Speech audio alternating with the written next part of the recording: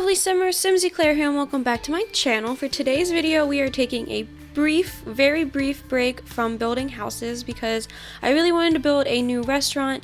I'm trying out some different things, some different structural things, trying to play around with platforms, and I had this idea to do a really modern, fine dining vegan restaurant. Now, I am not vegan, and in fact, when I'm at work, if someone tries to make something vegan, I'm not always the happiest about it, but I really like the idea of like full-fledged out vegan restaurants. You know, they're super sustainable, they are good for the planet, they, you know, give back to charities that give to the planet, they try to be as green and eco-friendly as possible. So I thought I would take that and put it kind of in the city and kind of juxtapose that whole, you know, it's inside the city, so it's not in a good place for the environment because cities are pretty bad for them, but they're going green and they're trying to stay as, you know, sustainable and eco-friendly as possible. So that was kind of my idea for this restaurant, and I called it right now it still says Planet Honey Pop in the corner, but I end up calling this the Floralinda because me and my family are playing To Hunt a Killer. If you haven't played that yet, it's a great game, but it's basically like you solve crimes, and one of the characters in the crime that we're trying to solve right now, their name is Floralinda, and whenever it comes up on like any of the transcripts or any of like the articles that they give us, me and my family just cannot handle it because it's just such an odd name, like we don't understand. And we were playing it the night before I edited this video, and I was trying to figure out a name for this restaurant because I was thinking like the Flora or just Flora or something like that, and then that we had to read out Floralinda again, and I was like, no, you know what, that is the perfect name for this restaurant. So that's why I end up calling it that. So, but yeah, and this restaurant is quite large for a Sims restaurant. Now, because of how glitchy Dine Out is, I don't actually know how well this lot will function because there is a lot of tables, and I've noticed that the more tables you have in a restaurant, the more glitchy it gets. Which, I mean, honestly, maybe the Sims team did that on purpose because the more tables you have in a restaurant in real life, the more chaotic and messy it can get. So, in reality, they could have done that on purpose. I don't think that they did, but I mean, they could have. So, we could give them the benefit of the doubt for that one. But the exterior of this house, I googled like modern wooden restaurants because I really wanted to have like a sleek, modern and wooden exterior because I did want this to be eco-friendly. So I wanted to use the eco-friendly wood that we got with Eco Lifestyle, and I had a couple of different ideas. A lot of them were in, you know, really big cities, kind of like this one. The main one I looked at, I think, said it was in Dubai, and then they all had very similar, like, odd structures for covered patios and stuff, and I wanted to do two kind of outdoor areas because, like I said, this is a green, eco-friendly restaurant, so I did think they'd do a lot of things outdoors, and then they'd bring the outdoors indoors. So I have two patios. Now this one over here, the one that I'm building right now, ends up only having two tables, but this is where the bigger tables are. So if you watch my other restaurant builds, then you know I prefer to do kind of like,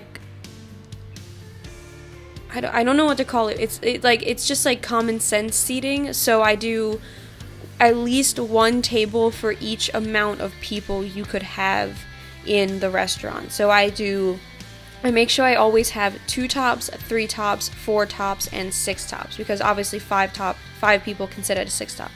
But I always make sure I have those different types of tables just to make it easier, because I've noticed a lot of times, like when I go into restaurants that have either been made by Maxis or that I've found on the gallery in The Sims, that if I show up with like a large group, like if I'm having a group of my Sims friends go out for drinks or something, there isn't always a table if you have more than 4 Sims with you.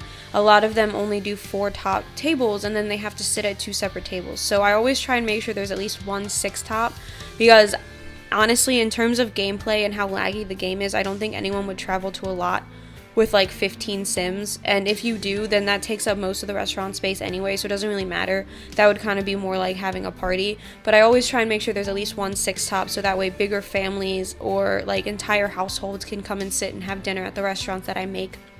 And then up for the roof area, I wanted to make those things called living roofs. I don't know if you guys have ever seen those, but I watch a lot of like weird home TV shows, and one of them that me and my family watch a lot is like the do-it-yourself nature homes, and they always have these like living roof things because they're really natural and they're good for the environment, and they're actually good for the house as well. And basically there's like this special type of grass on that they place on the roof, and then different like oxygen creating plants and stuff like that, and they just sit on the roof and they grow with the rain, and they don't really take a lot of maintenance because it's all natural and everything. So I kind of wanted to create that here and kind of have it be like this is the restaurant's stand against the pollution in the city. They have this living roof that, you know, produces its own oxygen for the area around the restaurant. So I thought that was kind of a cool idea, and I used this sign from Dine Out. I think this one's from Dine Out, and I end up putting another version of the sign on this little plain wood piece that we have. I'm about to add some lights to it. I was trying to figure out what I wanted to put here because it just looked plain in comparison to the rest of the build, and I found these lights. I think they're from Luxury Party. They're either from Luxury Party or Vintage Glamour, and then I merged them with this sign, like the wooden sign, and then I used the same lettering that I used on top of the building. I thought maybe this was just like a smaller version of, you know, the big light up sign for the restaurant. They both had the restaurant's name on it. And then I'm using these trees from City Living. They're in planter boxes, so I thought that was kind of like they put these trees there to match with the aesthetic, even though they didn't have enough green space for it. And then I'm also lining a part of the perimeter with these other plants from City Living, and I use those plants on the back patio as well. And then going on into the interior, this is kind of where like the hostess reception area is, and I'm creating a custom sign with these perfect patio green bushes, and then I'm merging some of the get together ivy plants behind them. Now it does make the ivy plants look more like a shadow, but I almost think that looks better. It's not so bright, so it doesn't distract from the sign itself. They're just kind of growing behind it, and I thought that looked really cool. And then over here we're placing the menu, and then I'm about to place a plaque that I found in the City Living debug menu. I think technically it's a critic plaque, like if you're in the critic career you get the plaque, but I did decide to use it. I thought maybe they were like an award-winning restaurant and they have their plaque hanging up to show that like critics love them and stuff like that. And then I put this little flower thing outside to kind of separate the two tables that are bigger. There's the 4-top and the 6-top out there. So I did place that just like, it's going to be in between the tables just to kind of make sure that they aren't like completely like on top of each other on that little patio that we have out there. And then over here in between the bathroom doors, I just placed a side table with this little lantern object on it. I thought that was kind of cute. I wanted to add another light, and this one had the leaves at the bottom, so it matched the feel of the restaurant with the leaves and everything. And then I used this trendy rug from Get Famous because, like I said, I did think this was like a modern vegan restaurant, which to me just screams that hipsters would come here. So I wanted to make it like a super trendy place to go with this like super trendy rug.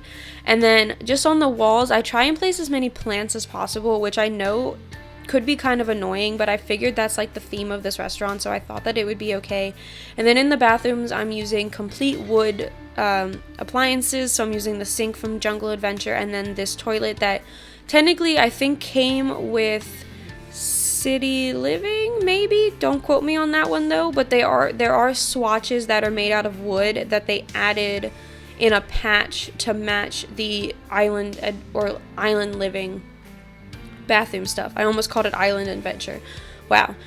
And then over here we're doing kind of like the bar area. So I have this like wooden bar, and I'm about to place some windows behind it, and I'm gonna do a little bit of like a wall decoration with some plants, and then that wall hanging that we got from Perfect Patio. I think it's either Perfect Patio or Backyard Stuff that has like the wood logs in it, and I'm gonna kind of merge those two together.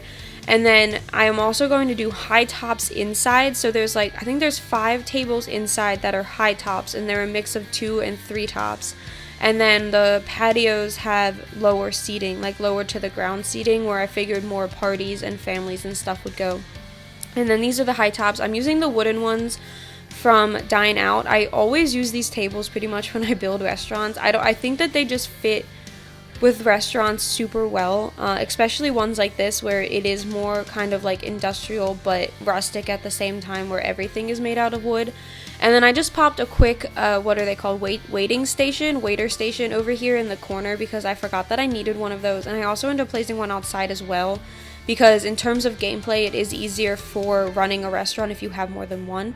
And then going through the debug menu, I just place a couple of bar items on top of the bar to make it look, more used.